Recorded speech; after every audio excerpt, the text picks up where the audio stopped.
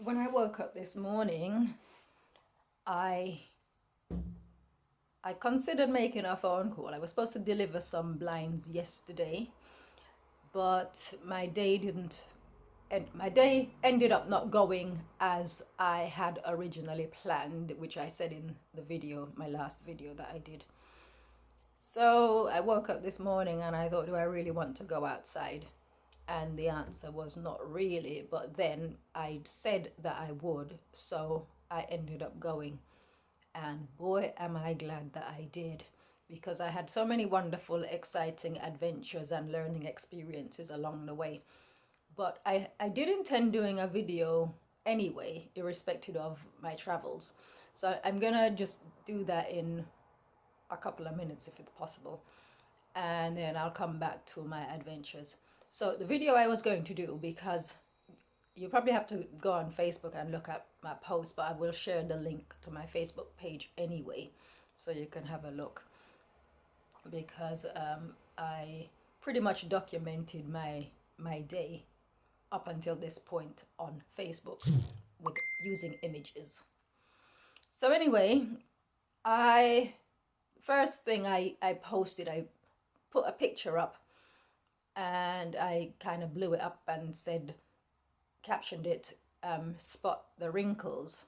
Now I know that if I do something like that, people will, some, not all, some people will immediately think, oh, you're just being vain. And it's nothing to do with vanity. It is, I go back to the point I made many years ago in my early 20s, and I think I've said that in one of the earlier videos, that I was never going to get old. And again, when you mention aging, people assume vanity, but my thing is this: I don't see any reason on earth why we need to get old and deteriorate.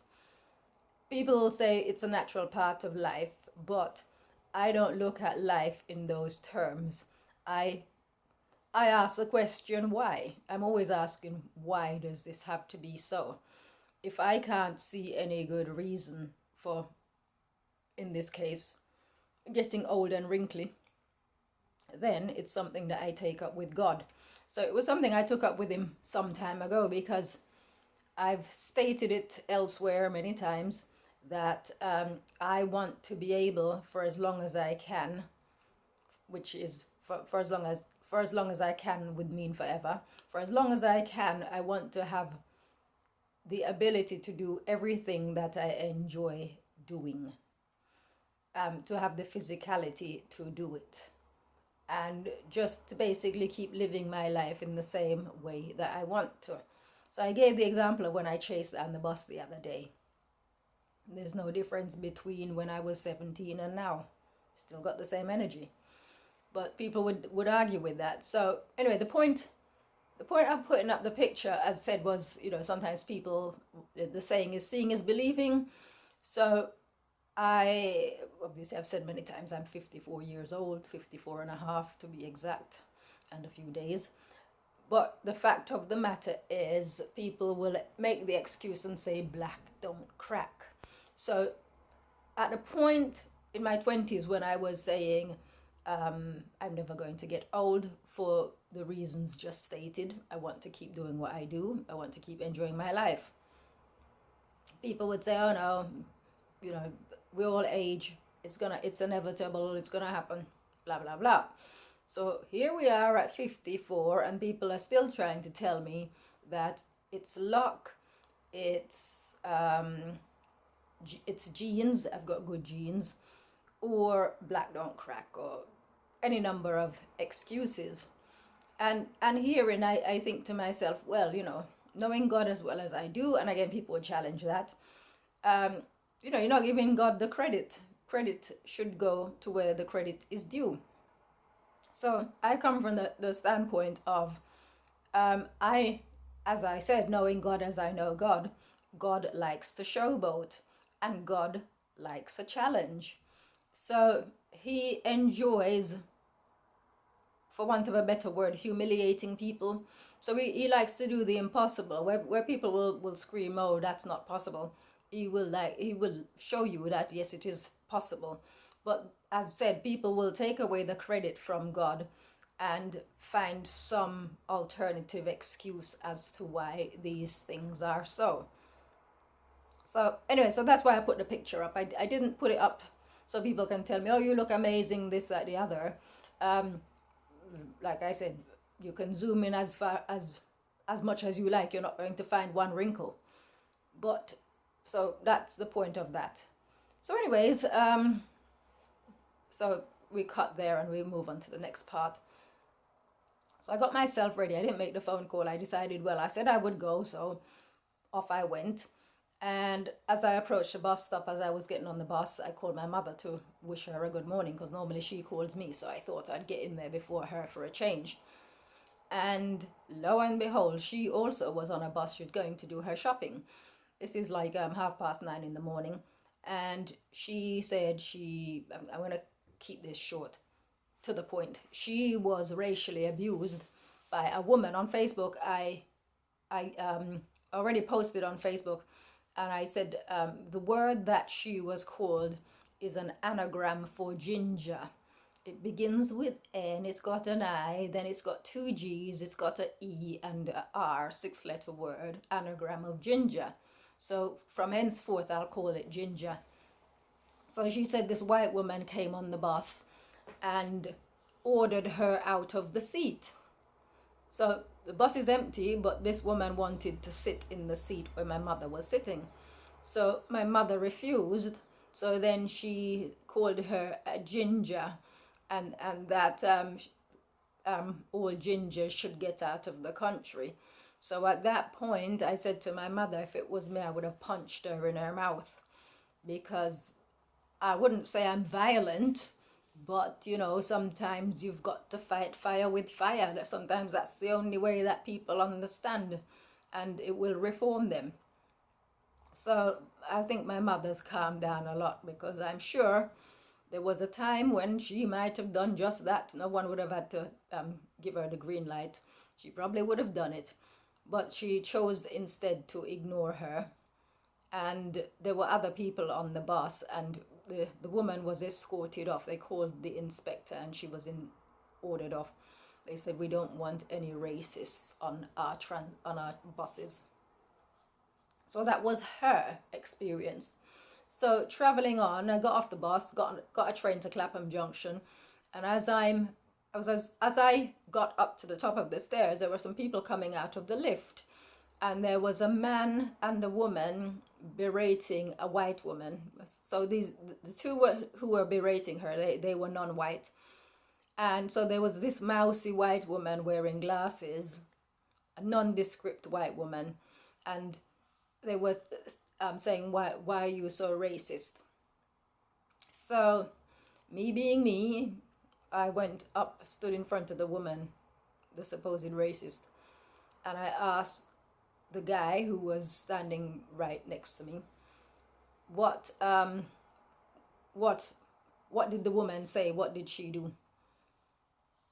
And he said she was racially abusing a member of staff. And I mean, I said to him, if it was me, I would have boxed her. Whether or not she was talking to me, that's what I would have done, really, you know, in that situation, because I'm that kind of person. I mean, I'm not advocating that anyone should perform violence, but, you know, what I say, spare the rod, spoil the child. I believe that sometimes that's the only way to get a message across. But anyway, this mousy woman, she just stood there and she didn't even look up at me, nothing. So anyway, everybody continued on their way and I went on my way.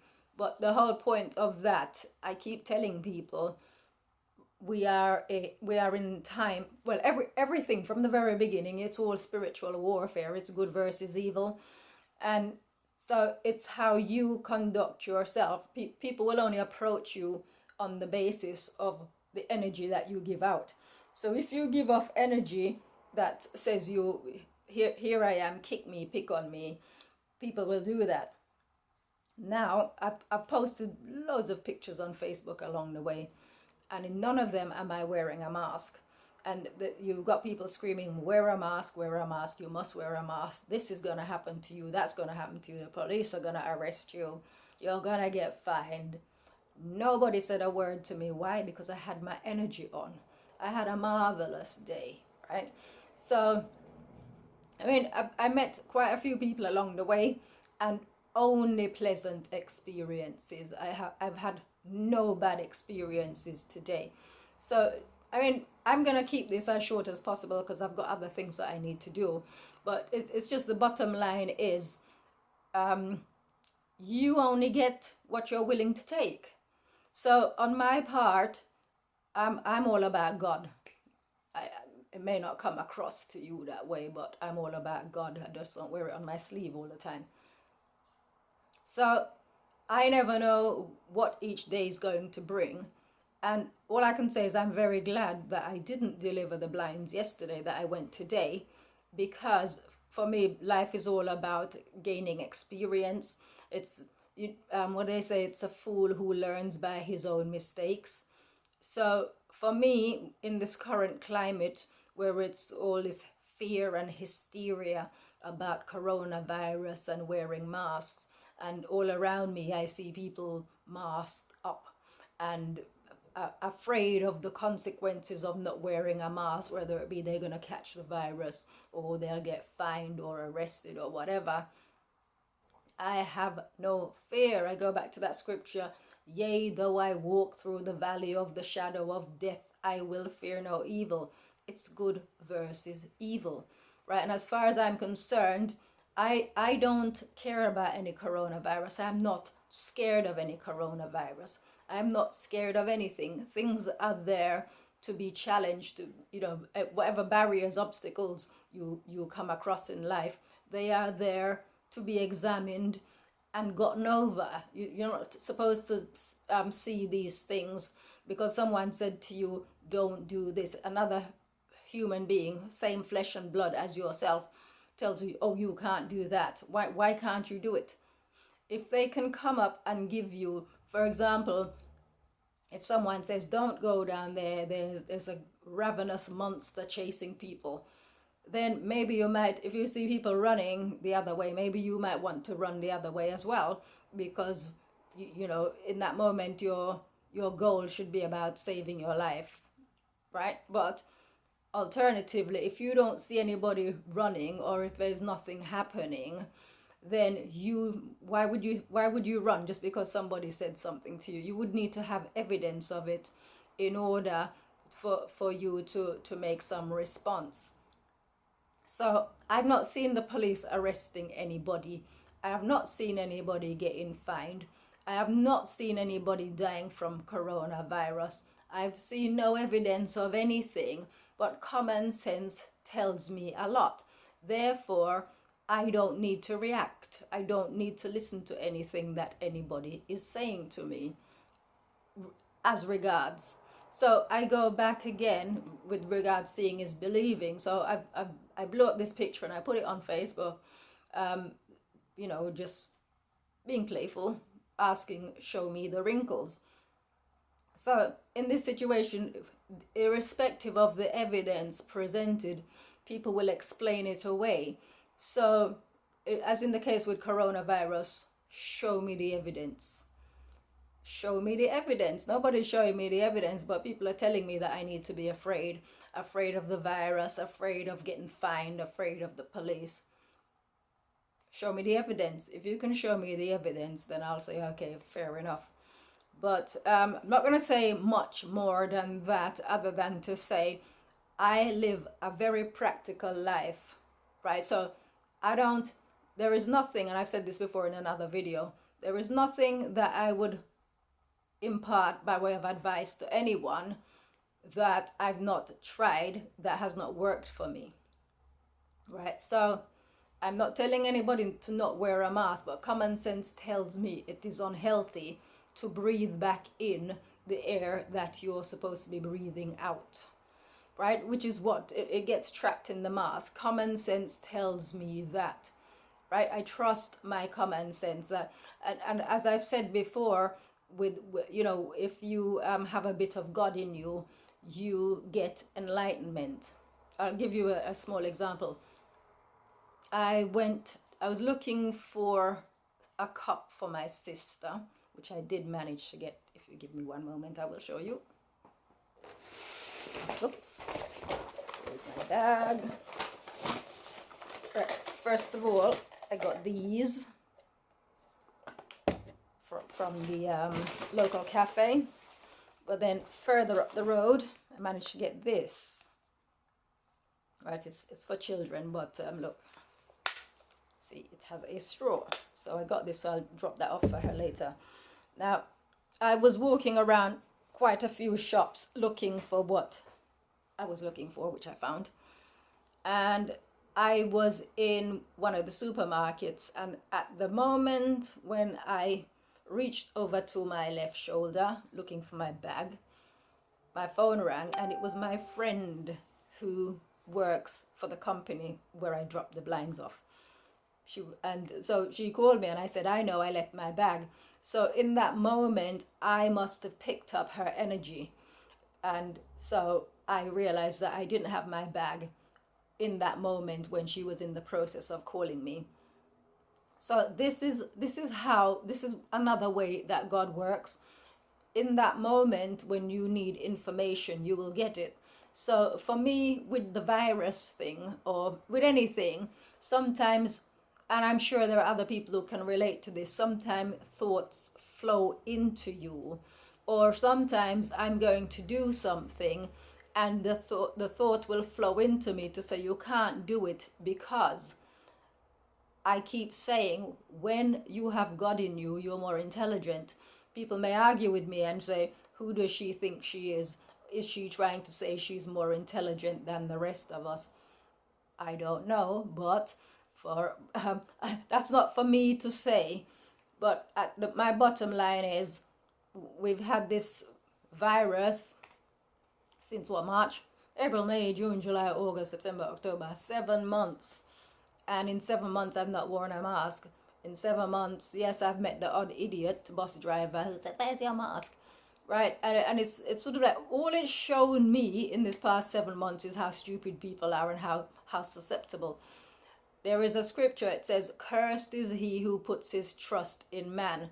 There are people killing themselves because they're so worried about this virus. Why would you kill yourself based on, where's the evidence? I keep telling people as well, as regard my sister, that I'm not worried, and people struggle to believe that I'm not worried. You know, again, it's judging by their own standards. You're supposed to be worried. In my position, they would be worried. But again, it's having that connection with God. You don't worry about things, because I've got so many experiences. I could tell you so many situations that I've been in that have worked out for good.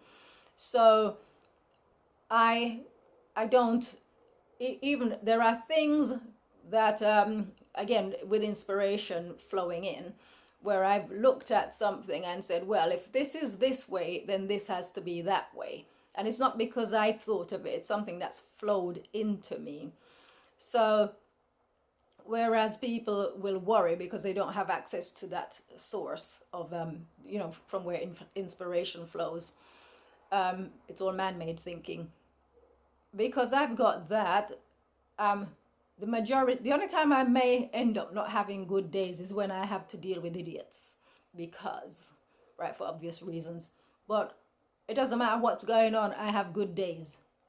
Or, I don't know, maybe I might be working on something and it's a bit difficult and it can be a bit frustrating. But I generally have good days because I have that connection with God. So, I don't know. All I'm saying is, really, life is good, life is fantastic. And I just shake my head in despair, in my mind, silently, when I go out there and I see how quickly people have assimilated.